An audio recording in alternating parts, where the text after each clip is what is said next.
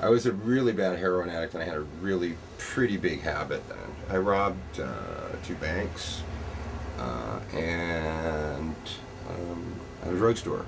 Barry Callahan, spur of the moment. You know what? I did a smash in this guy's garage, right? You know, Laneway. And I was too high to walk out that way, back out into the laneway, so I went in the backyard, right? Well, once I was in the backyard, I could see through the patio doors, and there was all these bottles of wine all the way around his kitchen on top of the cupboards, and I wanted a bottle of that wine, right?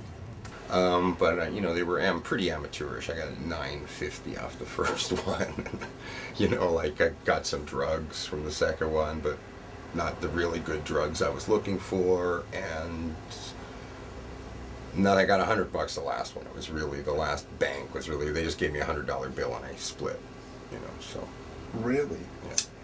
So I left there with a bag of bottles of Dom Perignon. And what else did I steal? Oh yeah, I got a bottle of Valiums. That's what set the whole thing off. Is I was eating the Valiums like candy, drinking Dom Perignon, right? And I went to the donut shop on Spadina, was open, and I was trying to sell this gold chain with a cross on it to buy some blow. And this guy I knew seen me doing. He says, "What's going on, man? What are you up to?" Because he seen the bag of wine, right? The duffel bag full of wine bottles. Well, he came back with me, and me and him got into a fight in the house, right? Because what are we gonna do? Your fingerprints are all over the place. Okay, we'll burn the place down, right? So there was like 7 fires lit in different spots, but none of them like set the place on fire. They just burnt out right on the spot, thank God, right? You know, one of them I completely went into shock. You know, like I went into shock, and probably the reason why, you know, I got caught, you know, standing there in shock at a fucking Shoppers Drug Mart trying to rob it, you know. The guy's car was parked there, you know what I mean? His keys were sitting on the kitchen table. I had a whole weekend where I could have cleaned this guy out completely and made all kinds of money, but what did I want? The wine. The judge says, "Well, I gotta hand it to you. You got good taste." He had 3 bottles in front of him on the thing, right? One of them was half gone. The Don jail was, I remember getting in there and thinking, oh God, what is going to become of me? This is what it's going to be like. But I didn't know anything about being incarcerated. And the only thing really was bad about it was I caught a really bad cold because it was cold in there. You know, you don't have a blanket. You're supposed to have a blanket, but you don't have a blanket. Right? Like, because there aren't any blankets, because the blankets are gone. I don't know where the fuck they go. You know, you probably don't get half the things you're fucking entitled to.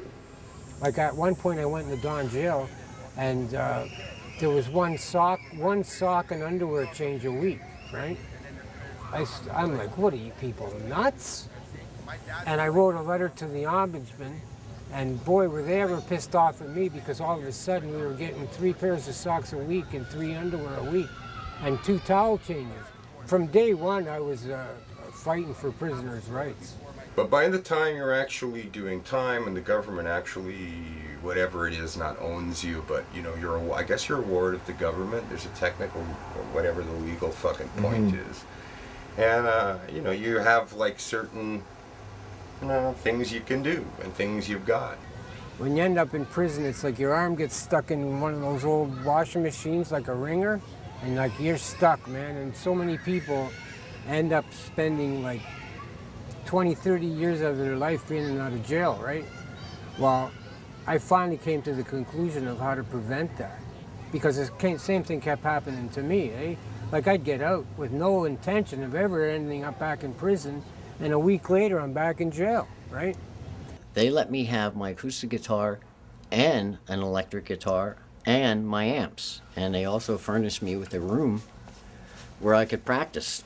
And if I wanted to invite any of the other inmates, there weren't many that were interested in music, they could come down to this room and get into the jam, you know. So for the last 2 months of my stay, I learned how to play electric guitar.